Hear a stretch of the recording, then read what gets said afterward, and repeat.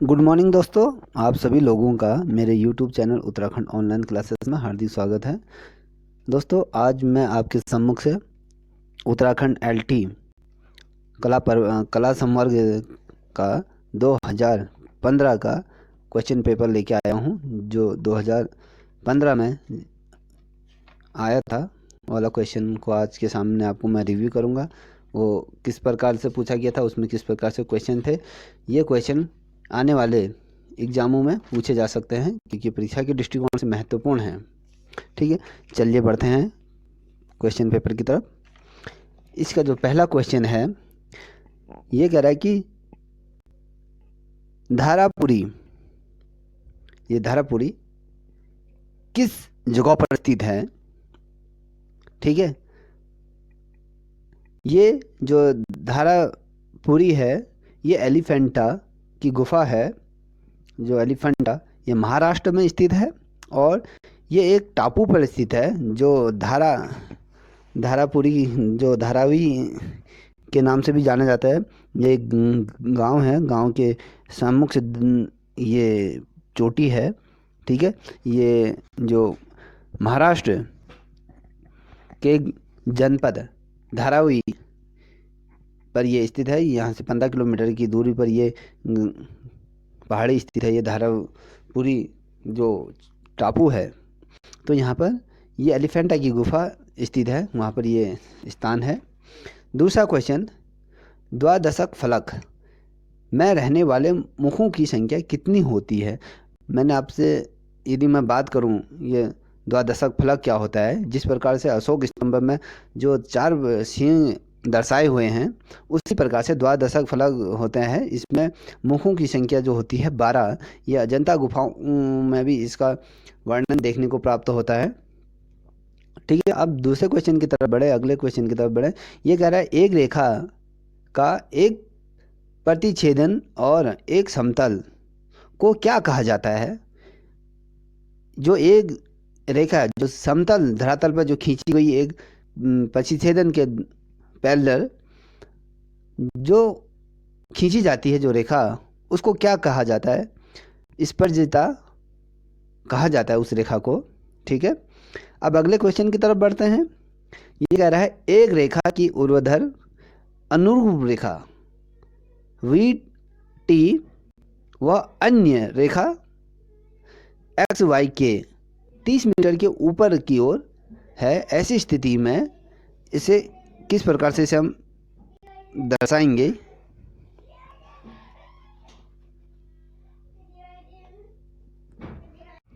जो ये 30 सेंटीमीटर ऊपर की तरफ होता है ना, तो वो उसकी स्थिति क्या होगी।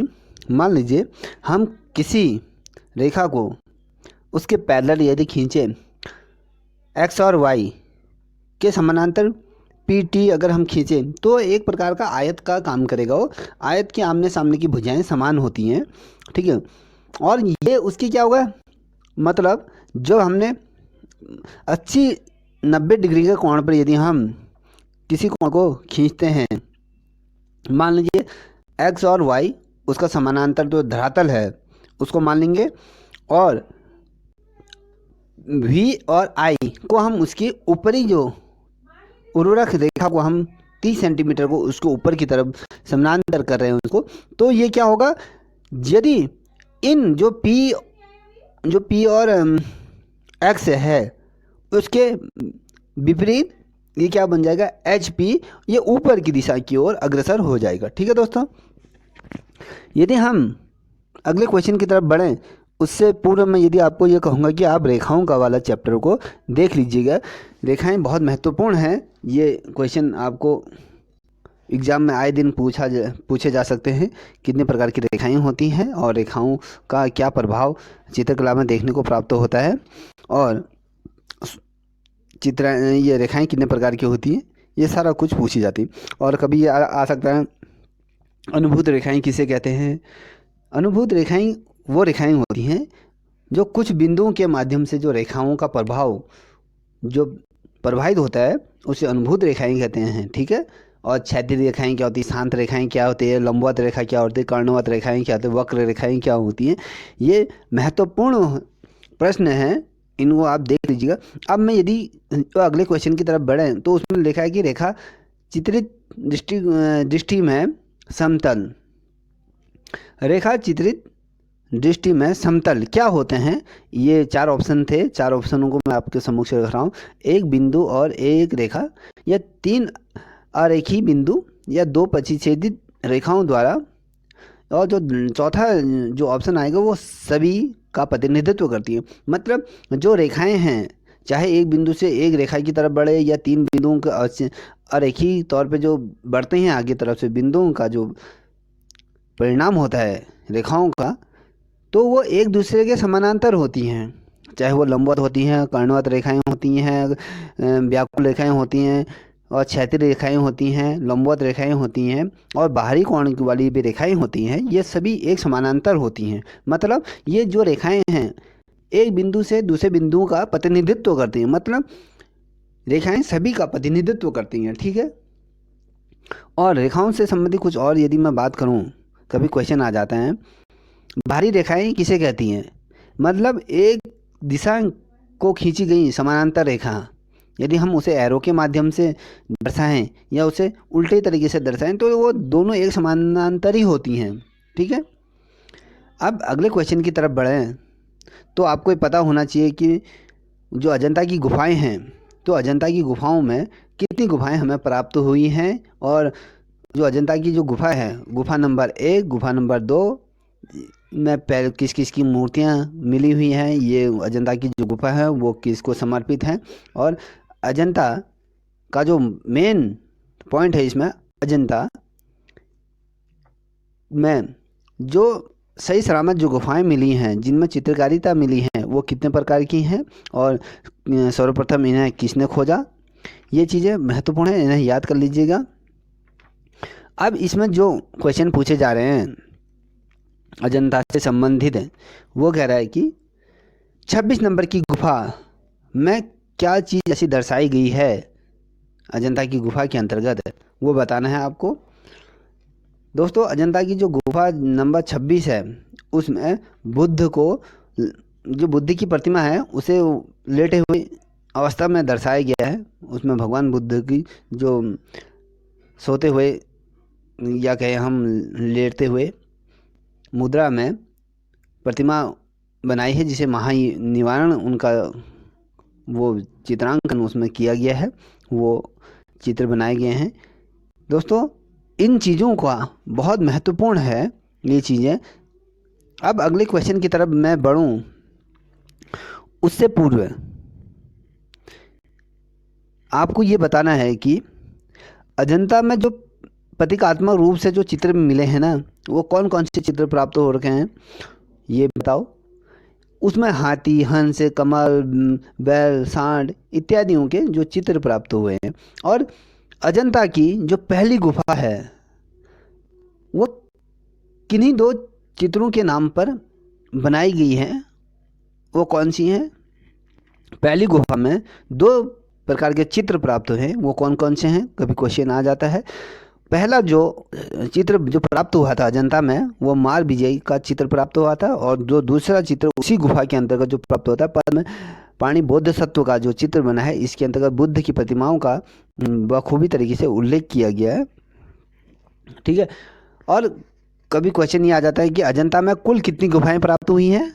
अजंता में कुल 30 गुफाएं प्राप्त हुई हैं, और अजंता में जो गुफाओं में जो चित्र प्राप्त हुए हैं, जो 30 गुफा है दोस्तों उसमें तो जो प्राप्त हुए हैं। अब अजंता की किन किन गुफाओं में चित्र प्राप्त हुए, जो अजंता में जो की गुफाओं में सर्वाधिक जो चित्र प्राप्त हुए हैं, किन किन गुफाओं में मैं बता देता हूँ, नोट कर लीजिएगा। नंबर 1, 2, 9, 10, 11, 16, 17 इन गुफाओं में चित्र प्राप्त हुए हैं। और जो गुफाएं हैं, जो पहले 29 जो गुफा थी, एक गुफा का बाद में खोजी गई थी जिसमें चित्र प्राप्त नहीं हुए थे, तो वो 30 गुफाओं का आलेख इसमें प्राप्त होता है। यदि मैं बात करूं कि अजंता की जो सर्वप्रथम जो चित्र बनाए गए थे वो क्रिस्टल ऑफ पैलेस इंग्लैंड में 1866 ईस्वी में वो बनाए गए थे, वो क्रिस्टल ऑफ पैलेस में रखे गए थे। कुछ विद्वान इसको वो ये कहते हैं कि 1860 ईस्वी के आसपास ये क्रिस्टल ऑफ पेरिस के जो म्यूजियम है वहाँ रखे गए थे। और उसी बीच 1860 में इस पेरिस में आग लग गई थी और बहुत सी पेंटिंग जो अजंता से संबंधित जो पेंटिंग पहली बार उकेरी गई थी वो उस आग में नष्ट हो गई थी। ठीक है। और अजंता की जो पहाड़ी है, कभी क्वेश्चन आ जाता है अजंता की जो पहाड़ी है वो किस आकार की है। दोस्तों वो चंद्राकार आकार की है, यू आकार की वो गुफा है। और यदि मैं बात करूं अजंता की खोज किसने की, कभी आ जाता है अजंता की खोज किसने की, आपको पता होना चाहिए अजंता की खोज जेम्स अलेक्जेंडर और अन्य ऐसे जो विलियम्स रॉकिंस हैं, उन जेम्स फ्यूगन, इन लोगों ने क्या किया था, अजंता की चित्रों की खोज सर्वप्रथम की थी। और अजंता के जो चित्रों के जो कलाकार, जो अजंता के जो प्रमुख विषय रहे, जो कलाकार, जो अजंता में जो चित्रांकन किया गया है वो सर्वाधिक किस चित्रांकन हुआ है, उसमें बुद्ध के जीवन से संबंधित चित्रों का उल्लेख किया गया, बुद्ध की प्रतिमाओं का उसमें उल्लेख किया गया है। और बुद्ध में 2 प्रकार की गुफाएं प्राप्त हुई हैं, चैत्य और विहार। देखो चैत्य में वहाँ क्या करते थे, उसमें प्रभु की वासना करते थे, उसमें वहाँ प्रार्थनाएं करते थे, प्रभु को याद किया जाता है। उसमें जो भिक्षु थे वो वहाँ पूजा पाठ करते थे और विहार गुफा में वो रहा करते थे। अब कभी क्वेश्चन आ जाता है कि चैत्य गुफाएं कितनी हैं। ये आप ये सोचोगे कि मैं आपको थोड़ा सा जो एलटी का जो प्रश्न पत्र है उससे थोड़ा सा हट के आउट ऑफ सिलेबस जा रहा हूँ, ये मत सोचिएगा। मैं आपको उसकी बारीकियाँ बता रहा हूँ, उनमें जो क्वेश्चन आ सकते हैं वो क्वेश्चनों को आप नोट करिएगा।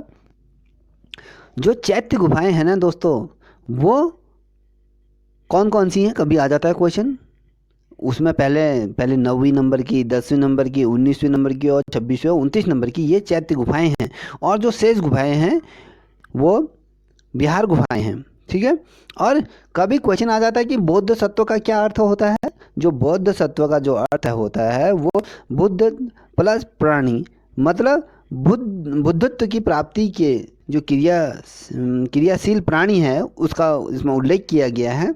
और यदि मैं बात करूं बुद्ध की जो ये जो अजंता की जो गुफाएं हैं इसमें जातक कथाओं का सर्वाधिक उल्लेख किया गया। मतलब जातक कथा किसे कहते हैं, बुद्ध के जन्म की जो पूर्व की जो चीज़ें हैं, जो बुद्ध के जन्मों से संबंधित उनका चित्रों का उल्लेख वहाँ किया गया है। ठीक है। ये जो उल्लेख किया गया है, जो जातक कथाओं का जो जन्म का उल्लेख हमें जो प्राप्त हुआ है इतिहासकारों के माध्यम से, वो 547 ईसा पूर्व की समथिंग माना जाता है उसे। और कभी ये क्वेश्चन आ जाता है कि जो जातक कथाएं हैं वो किस भाषा में लिखी गई थी। अगर उसकी मैं बात करूं वो पाली भाषा के अंतर्गत उनका उल्लेख हमें देखने को प्राप्त होता है। और अजंता की जो गुफाएं हैं, जो गुफाएं हैं वो स्वनिर्मित हैं, वो किसी प्रकार की किन्हीं के माध्यम से नहीं बनाए, मगर हाँ उस समय जो रहे होंगे, जो उस समय के जो राजा क्वाटर या यादा या काटकल राजा, ये चंदेल राजा, जो उस समय के जो राजा रहे, तो उन्होंने वो चट्टान को काट के वो बनाए थे। वो स्वनिर्मित नहीं है, वो ठोस चट्टानों को क्या किया गया था, उनको काट काट के बनाया गया। कभी ऐसा होता है कि प्राकृतिक तौर पे गुफाएं बन जाती हैं, मगर जो अजंता की गुफाएं हैं वो प्राकृतिक तौर पे नहीं बनाई गई, वो उनको बनाया गया है। और कभी क्वेश्चन एक ये वाला भी महत्वपूर्ण है, इसे भी आप नोट कर लीजिएगा। जो अजंता की जो सबसे प्राचीन गुफा कौन सी है, कभी क्वेश्चन आ जाता है कि अजंता की सर्वाधिक प्राचीन गुफा कौन सी है। वो जो प्राचीन गुफा है वो 9वीं और 10वीं जो सब सर्वाधिक प्राचीन गुफा अजंता की हैं। और अजंता में जो सबसे अधिक जो चित्र इस गुफा के अंतर्गत, कभी क्वेश्चन आ जाता है कि अजंता की कौन सी गुफा के अंतर्गत सर्वाधिक चित्र प्राप्त हुए हैं, वो गुफा नंबर 17 के अंतर्गत सर्वाधिक चित्र प्राप्त हुए हैं। अभी कभी क्वेश्चन ऐसे भी पूछा जा सकता है एग्जाम में, जो अजंता की जो गुफाओं का जो निर्माण हुआ था उसमें सबसे बड़ा योगदान किसका रहा।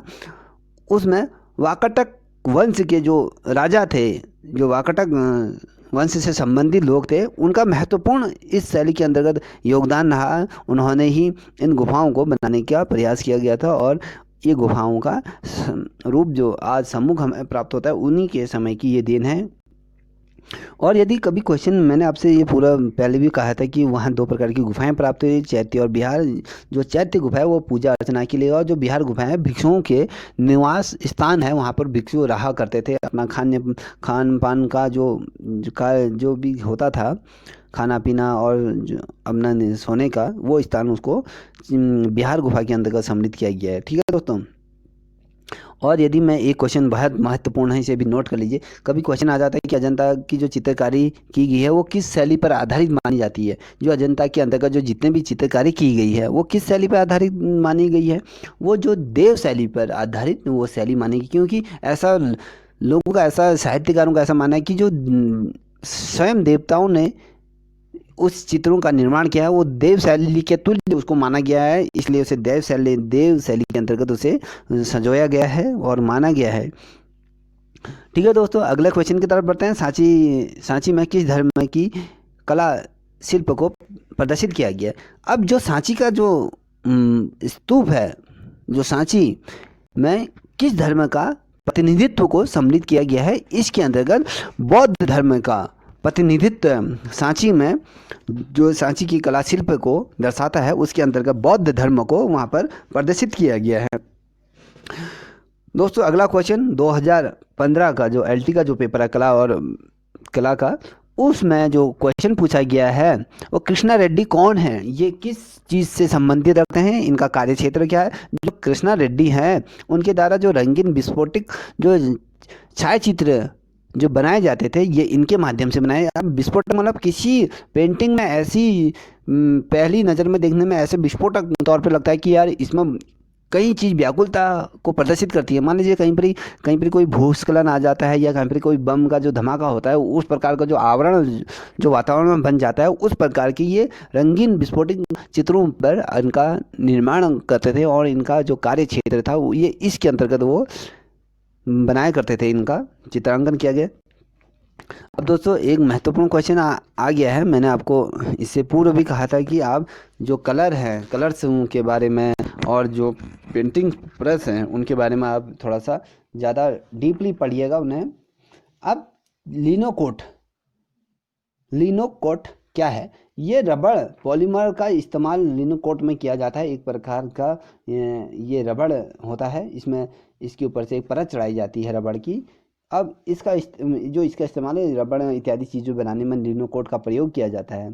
ठीक है, जैसे शार्पनर बनाया जाता है, जो रबड़ के टायर बनाए जाते हैं और इत्यादि जो रबड़ से संबंधित जो चीज़ें होती हैं उसमें लिनोकोट का प्रयोग होता है, क्योंकि उसमें ये लिनोकोट का ऐसा काम करता है, ये जो रबड़ में जो खिंचाव जो आता है, एक यदि हम रबड़ को खींचते हैं तो एक स्प्रिंग का काम करता है, वो पुनः उसी अवस्था में पहुंच जाता है जब हम उसे छोड़ते हैं। तो ये लिनोकोट के माध्यम से ही उसका प्रारंभ होता है। वो जो पदार्थ जो लगाया जाता है, लिनोकोट का जो परत वो होती है जो मिक्स किया जाता है रबड़ में, वो इसका प्रयोग किया जाता है दोस्तों। और मैं सर्वाधिक जो महत्वपूर्ण इसके अंतर्गत एक चीज़ और बता देता हूँ आपको। आप मुगल काल को अच्छी तरीके से अध्ययन कर लीजिएगा। यदि आप मुगल काल को अधिक डीपली पढ़ना चाहते हैं तो मेरी प्ले लिस्ट में जाइएगा। मैंने मुगल काल को वहाँ पूरी तरीके से कवर किया है, स्टेप बाय स्टेप मुगल जो सम्राट रहे हैं उनके बारे में पूर्ण तरीके से बारीकी से बताया है, उनको वीडियो को देख लीजिएगा।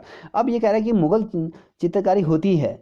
अब मुगल चित्रकारी उस समय जो मुगलों का जो साम्राज्य था भारत में, तो उस समय किस प्रकार के चित्र बनाए जाते थे। जो मुगलों के द्वारा जो मुगल साम्राज्य जिसमें विस्थापित होता था, जो उसके अंतर्गत जो कलाकार जो आश्रय लिया करते थे, जो वहाँ पर जो चित्रांकन होता था वो लघु चित्रकारी के तौर पे किया, छोटे छोटे चित्रों का समावय जब एक जगह पे बन जाता है तो वो लघु चित्रकारी के तौर पे कहा जाता है। मान लीजिए कोई एक हमारी जो फोटो फ्रेम होता है वो भी लघु चित्रकारी का ही प्रतिरूप हमें देखने को प्राप्त होता है वर्तमान समय में, क्योंकि हम छोटे छोटे जो अलग अलग फोटोओं का एक समग्र, जिसे हम पोथी भी कहते हैं, ये पोथी आपको अभ्रम शैली के अंतर्गत भी देखने को प्राप्त होगी। जब बसंत शैली जो आई थी, बसंत विलास के अंतर्गत भी पोथियों का वर्णन हुआ है, और मुगल शैली के अंतर्गत भी अलग अलग जो सम्राट हैं वहाँ पर भी पोथी शब्द का उदय हुआ है। और जो पोथी जो शब्द है वो लघु चित्रकारी का ही एक रूप है। पोथी मतलब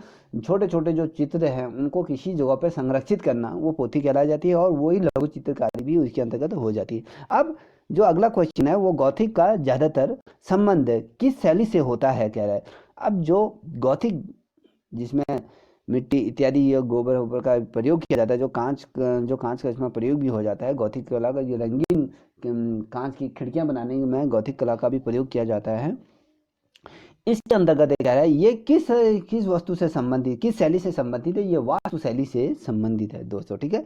अब कह रहा है जहांगीर आर्ट गैलरी कहाँ स्थित है। आपको जितने भी जो आर्ट गैलरियाँ हैं वो आपको पता होना चाहिए कौन सी आर्ट गैलरी कहाँ स्थित है, ठीक है। और ये कितने प्रकार की आर्ट गैलरी भारत में स्थित हैं, ये कौन कौन सी किस स्थान पे है, किस राज्य के अंतर्गत आती हैं, ये आपको पता होना चाहिए। और ये कभी क्वेश्चन ये महत्वपूर्ण, मैं आपको बता दें, डोगरा आर्ट गैलरी कहाँ स्थित है, ये महत्वपूर्ण है प्रश्न के एग्जाम के दृष्टिकोण से। 2011 में भी पूछा गया था और 2015 के पश्चात जो पेपर हुआ था 2016 में 18 में, वहाँ पर भी ये क्वेश्चन पूछे गए थे। यदि मैं बात करूँ जहांगीर आर्ट गैलरी की, तो ये जो जहांगीर आर्ट गैलरी का है ये मुंबई में स्थित है, ठीक है। जो शेयर मार्केट है तो उसके सामने ये स्थित है। तो वहाँ पर एक बहुत बड़ी जो बुल की भी जो प्रतिमा बनाई गई है ये वहाँ स्थित है, ठीक है। अब अगला क्वेश्चन की तरफ हम बढ़ रहे हैं। ये कह रहा है कि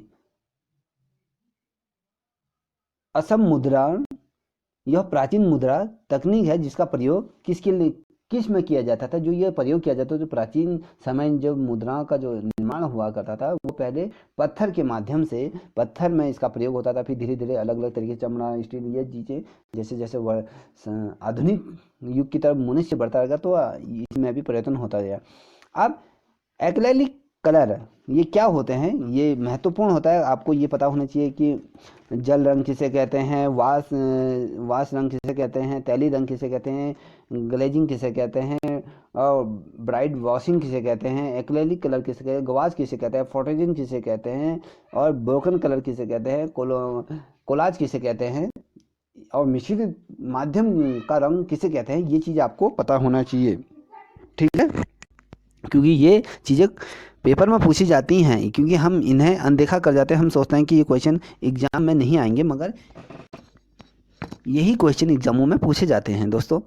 अब जहाँ तक यदि मैं बात करूँ एक्रेलिक कलर, अब ये कह रहा है कि एक्रेलिक कलर क्या है। अब यदि मैं इसको सीधे सीधे आपको बता दूँ, ये कलर त्वरित सूखने वाले पेंट होते हैं। मतलब हमने किसी माध्यम में इन कलरों का प्रयोग किया तो वो कुछ समय पश्चात जल्दी सूख जाते हैं। यदि मैं इसकी बात करूं एक्रेलिक कलर के बारे में, यदि मैं आपको विस्तार से बताऊं, जब स्वतंत्रता प्राप्ति से पूर्व की बात कर रहा हूँ मैं, जब भारत स्वतंत्र हो गया था उससे पूर्व कुछ कलाकार ऐसे थे तो जो जल रंग और तैल रंग और टेम्परा माध्यम में अपना चित्रांकन क्या कार्य करते थे। जब 20वीं शताब्दी के मध्य में विभिन्न कलाकारों ने इसकी खोज की, जो 1950 के समथिंग में यदि मैं बात करूं तो ये 1950 में भारत में एक नवीन शैली के तौर पर अपना प्रचार प्रसार करने के लिए भारत में इसका प्रचार प्रसार हुआ। यदि मैं इसकी खोज की बात करूं, इससे पूर्व मैं बात करूं, एक्रेलिक कलर से अलग अलग विधियों में अलग अलग विषयों पर चित्रांकन किया जाता था। अब मैं कह रहा हूँ इसकी खोज कहाँ हुई थी।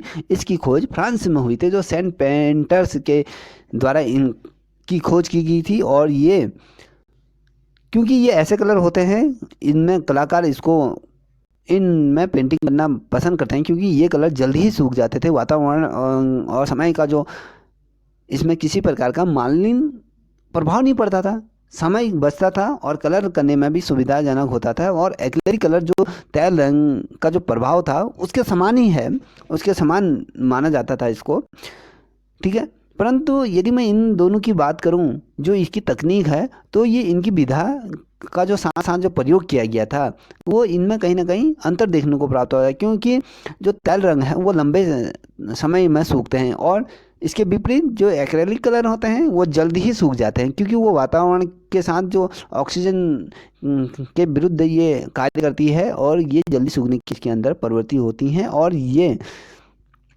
जो ये कलर होते हैं एक्रेलिक, ये जल से ही ना घोलकर अन्य माध्यमों में भी इसका प्रयोग किया जाता है और अन्य माध्यमों से भी इसको प्रयोग में लाया जा सकता है, ठीक है।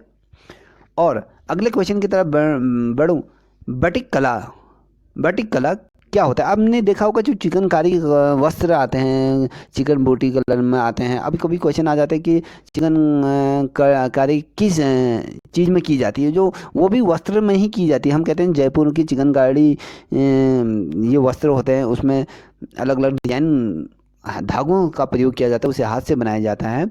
वही भी बाटिक कला भी कपड़ों में किया जाने वाला एक कार्य होता है, इसको भी कपड़े में किया जाता है। हयल बुद्धि मंदिर का वास्तु शैली से क्या प्रभाव है इसका, यदि मैं बात करूं, ये जो क्वेश्चन आ रखे हैं ये हो साला वास्तु कला से इसका संबंध है। दोस्तों अगले क्वेश्चन की तरफ बढ़े। कलमकारी ये किस राज्य का या राज्य की लोक कला है? ये आंध्र प्रदेश राज्य की लोक कला है। जो लोक कला होती है, जैसे किसी राज्य की, मैं यदि बात करूं उत्तराखंड की लोक कला, वो ऐपण से संबंधित होती है। अलग अलग लोक कला का मतलब किसी प्रदेश का लोक नृत्य होता है, लोक कला होता है, इत्यादि चीज़ें होती हैं अलग अलग राज्य की। तो इसलिए कलमकारी आंध्र प्रदेश की लोक कला है। अगर चौक पूर्णिमा की यदि बात करूं तो वो उत्तर प्रदेश की है, जिसमें और इत्यादि चीज़ें अलग अलग प्रदेशों में अलग अलग समय में ये लोक कला होती हैं। ठीक है, अगले क्वेश्चन की तरफ बढ़ें। ये कह रहा है काला और पीला रंग क्या है, और जैसे इनसे कौन सा रंग बनता है? यदि मैं बात करूं काले रंग और पीले की बात करूं तो ये जैतून जो हरित रंग होते हैं ना, इनको मिलाने से काला और पीले रंग प्राप्त होते हैं। जो प्राकृतिक तौर पे अगर मान लीजिए हम किसी चीज़ में यदि हम रंगों को मिक्स करते हैं तो हमें कोई अलग रंग प्राप्त होता है, उसी प्रकार से जैतून हरित रंगों इनको मिलाने से काला और पीला रंग प्राप्त होता है। ठीक है, जो जैतून हरित रंग होते हैं इनको मिलाने से, अगर जैतून हरित रंगों को यदि हम मिला दें तो उसमें हमें काला और पीला रंग हमें प्राप्त होता है। दोस्तों महत्वपूर्ण क्वेश्चन है आधुनिक चित्रकारों के बारे में। अगर यदि आपने पढ़ा हो आधुनिक चित्रकारों के बारे में तो ये क्वेश्चन आपको डेफिनेटली आएगा। जो अगला क्वेश्चन है वो नंदलाल बासु द्वारा सुसर्जित चित्र है। मतलब नंदलाल बासु द्वारा कौन कौन से चित्र बनाए गए हैं उनके बारे में बताने। कभी क्वेश्चन आ जाता है कि भैया शिव का विस्पान किसके द्वारा बनाया गया है, ऐसा भी आ सकता है। बसंत विलास से संबंधित चित्र किसके बनाए जाते हैं, सीता और उमा की तपस्या से संबंधित चित्र किसके द्वारा बनाए गए हैं। और कभी क्वेश्चन ये आ जाता है कि जो ये वाला क्वेश्चन अधिक आ सकता है, गांधी जी की दांडी यात्रा किस चित्रकार द्वारा बनाया गया है। आपको तुरंत पता होना चाहिए कि ये पेंटिंग किस चित्रकार द्वारा बनाई गई है। ठीक है, जो ये आपको मैं ये नंदलाल बासु द्वारा बनाई गई है, मैं इनकी कुछ पेंटिंगें आपके सामने रखना चाहूँगा और आप इन्हें भी अपने कापी में उतार सकते हैं। ठीक है दोस्तों मैं आपको नंदलाल बासु के बारे में बताना चाहूँगा, जिनके द्वारा जो पेंटिंग बनी है वो पेंटिंग है क्रम सौ। मैं आपको बताना चाहूँ घायल बकरी को ले जाते हुए बुद्ध, जब भगवान बुद्ध एक जंगल से गुजर रहे थे तो उन्होंने एक मेमना के बच्चे को देखा था जो बहुत घायल अवस्था में थे, और बुद्ध ने उन्हें अपनी गोद में उठा के उसका उपचार करने के लिए अपने कुटिया की तरफ वो बढ़े। तो इस समय का दृश्य का चित्रांकन नंदलाल बासु द्वारा किया गया है। युधिष्ठिर की स्वर्ग यात्रा, जब युधिष्ठिर पांडव लोग जब युद्ध जीतने के पश्चात वो अपना जो अंतिम समय में वो स्वर्ग की तरफ जब अग्रसर हो रहे थे तो उस समय का चित्रांकन ये नंदलाल बासु द्वारा किया गया था। जो गांधी दांडी मार्च की जो यात्रा निकाली गई थी, तो जब भारत में जब अंग्रेजों का शासन था उस समय उन चीज़ों को मद्देनज़र रखते हुए देश के अलग हालात स्थिति पैदा हो गई थी। तो गांधी द्वारा अपने गुजरात से तो दांडी मार्च यात्रा निकाला गया था। उसमें ये गांधी जी की जो दांडी यात्रा निकाली गई थी उससे संबंधित चित्रांकन भी नंदलाल बासु द्वारा किया। इनके द्वारा गांधीगिरी का भी बनाया गया, शिव का विस्पान और स्वर्ण कुंभ और स्वर्ण कलश और कर्ण और यम स्त्री और बसंत, दुर्गा, सती, उमा की तपस्या से संबंधित और स्वप्न, अर्जुन और बुद्ध और मेज और वीणावादिनी सरस्वती माँ का भी चित्रांकन इनके द्वारा किया गया। सरस्वती और भीम और एकलव्य का भी चित्रांकन इनके माध्यम से किया गया है। ये इनके द्वारा बनाई गई महत्वपूर्ण पेंटिंग है जो एग्जाम के दृष्टिकोण से महत्वपूर्ण है। ठीक है, और एक जो अगला क्वेश्चन की बात करूं ये कह रहा है कि जिस वस्तु का अलंकर छाया प्रकाश के माध्यम से प्रायः वह ठोस दर्शाने के लिए किया जाता है, उसको किस चित्रांकन द्वारा प्रदर्शित किया जाता है। मैं बात करूं घन के कितने प्रश्न दिखाई देते हैं, वो घन के हमें 3 प्रश्न दिखाई। यदि मैं एक सेब का दाना आपके सम्मुख से रखूं, मैं यदि कहूँ इसके कितना भाग आपको दिखाई दे रहा है, तो उसका भी 3 भाग आपको दिखाई देंगे।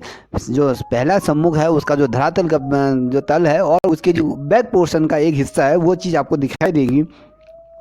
जो ये चीज़ दिखाई देती है, जो ठोस पदार्थ को हम यदि या ईंट कहें या पत्थर कहें इत्यादि कोई भी ऐसे जो घनाकार होती हैं या किसी भी प्रकार की होती हैं, उसको हम त्रिआयामी चित्रांकन के माध्यम से प्रदर्शित करते हैं। अभी कोई भी क्वेश्चन आ जाता है कि त्रिआयामी चित्रण किसे कहते हैं, उसके सम्मुख से यदि आपको सेब, ईंट ये इत्यादि ऐसी चीज़ें रखी जाती हैं जो जिसके 3 तल पर प्रदर्शित होते हैं, वो त्रिआयामी तौर की जो चित्रांकन कहा जाता है। यदि हम त्रिआयामी की बात करूं तो इसके अंतर्गत आपको मूर्तिकला भी त्रिआयामी तौर पे बनाई जाती है, इसे भी त्रिआयामी कला के दृष्टिकोण से मुखर्जित किया जाता है।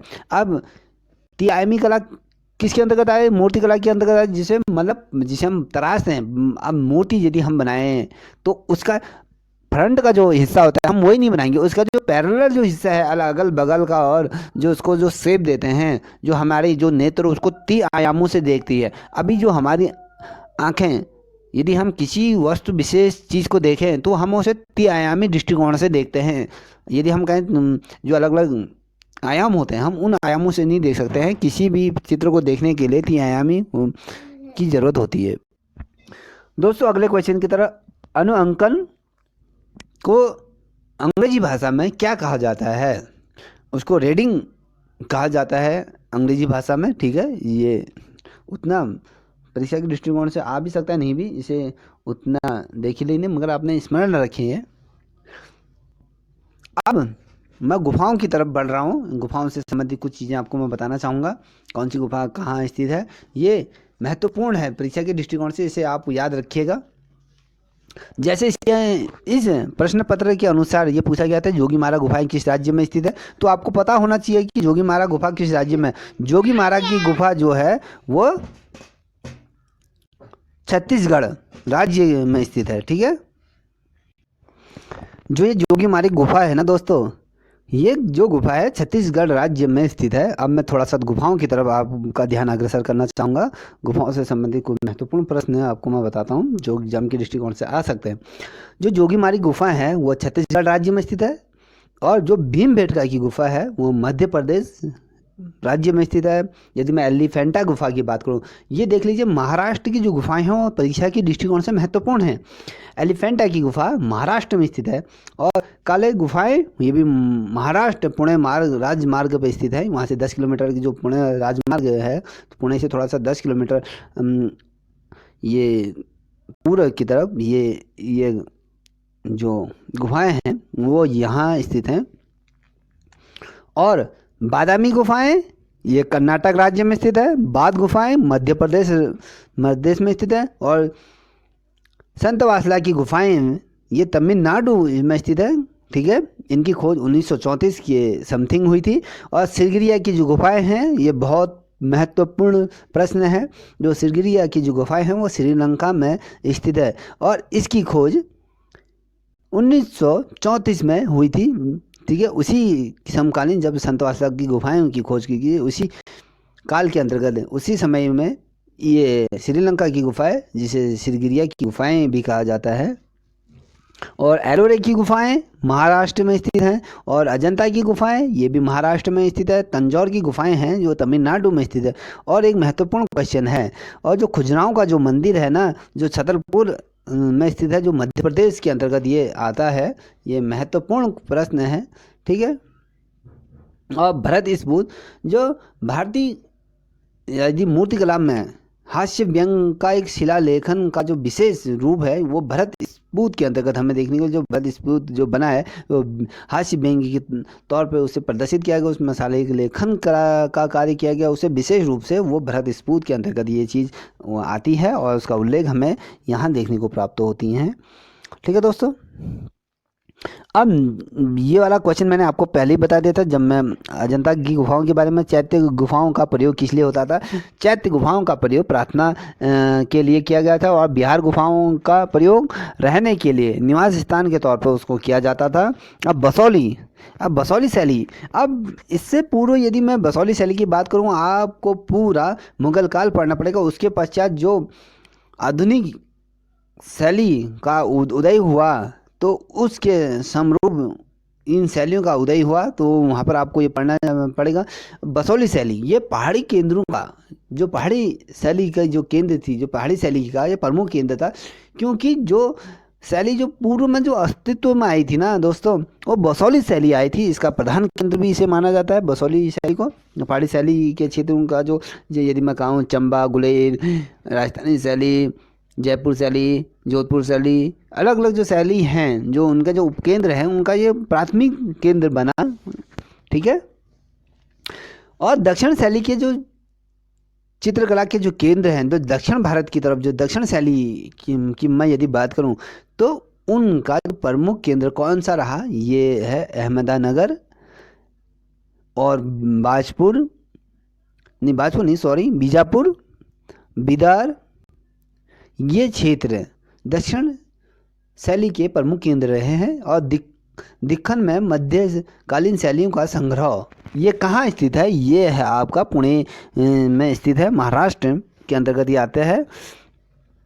और जो पंजाब और जम्मू की वादियों में जो शैली का जो प्रचलन हुआ था, वो शैली किस नाम से जानी जाती है? इससे मैंने पूरा कहा था कि जब पहाड़ी शैली का उदय हुआ था, पंजाब और जम्मू की वादियों के बीच इस शैली का विकास हुआ था, जिसे हम पहाड़ी शैली के नाम से जानते हैं। यदि आधुनिक शैली की तरफ बढ़ूँ, ये कह रहे हैं कि बंगाल शैली। अब बंगाल शैली को विस्तार देने में किस कलाकार का योगदान नहीं रहा? अब ये पूछ रहा है, देखो विस्तार किसने दिया ये नहीं पूछ रहा, ये विस्तार देने में किसका योगदान नहीं रहा। उसमें नंदलाल बासु द्वारा उसमें किसी भी प्रकार का हस्तक्षेप नहीं किया गया था, क्योंकि ये अलग तरीके के चित्रकार थे। इन्होंने जो बंगाल शैली में शिक्षा दीक्षा भी ग्रहण नहीं करी थी, और ये बंगाल से अलग थे, तो इन्होंने उसमें अपना योगदान नहीं दिया। अब मैं आपको अगला क्वेश्चन की तरफ बढ़े। खान बहादुर का खिताब ये क्या है? ये किसको प्राप्त हुआ था? जो A.R. चुतगाई थे ना, को ये अवार्ड से सम्मानित। आज जिस प्रकार से हम कहते हैं भारत रत्न, पद्म विभूषण इत्यादि जो अवार्ड हैं, उसी के समरूप खान बहादुर का भी खिताब था, जिसे A.R. चुतगाई को ये प्राप्त हुआ था। ठीक है। ये उच्चारण में आप इसे अन्यथा ना लें, क्योंकि अलग तरीके की टोन रहती है हर किसी की उच्चारण करने की, तो ठीक है। लक्ष्मण गैडा का जन्म कहाँ हुआ था? ये भी एक चित्रकार हैं, और साहित्य के क्षेत्र में भी इनका नाम जाना जाता है। ये आंध्र प्रदेश में इनका जन्म हुआ था। दोस्तों, एक महत्वपूर्ण क्वेश्चन मैं आपको और बताता हूँ। कला भवन और भारत भवन में बहुत दफे मैंने देखा है कि बच्चे कंफ्यूज हो जाते हैं। ये क्वेश्चन आ जाता है कि भारत भवन कहाँ है, वो लिख देते हैं वाराणसी में, और कला भवन कहाँ है, वो लिख देते हैं भोपाल में। ये विरोधाभास परीक्षा में बहुत ज़्यादा होता है। यदि मैं बात करूं कला भवन की, तो कला भवन वाराणसी में स्थित है। ठीक है।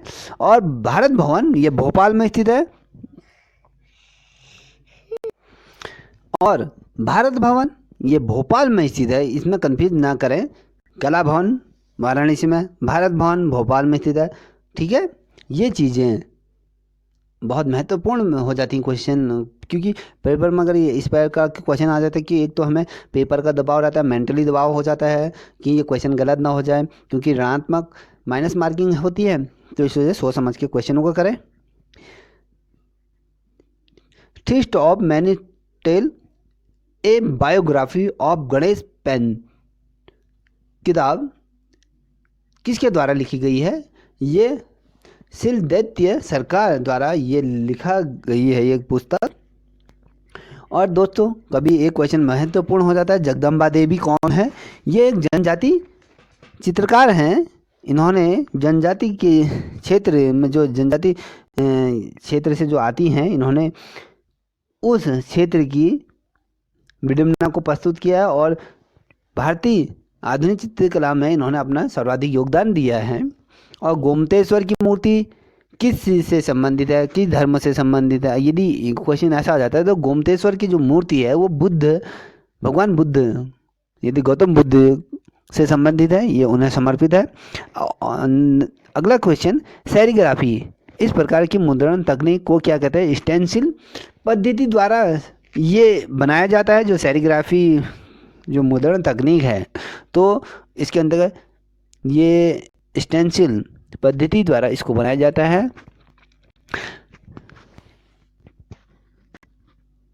ले कुबेरियर द्वारा ये चंडीगढ़ शहर का नक्शा इनके द्वारा बनाया गया था। अब कभी क्वेश्चन आ जाता है षष्ठभुज का सम्मिलित कोण कितना होता है? जो षष्ठभुज का सम्मिलित कोण होता है वो 120 अंश का होता है।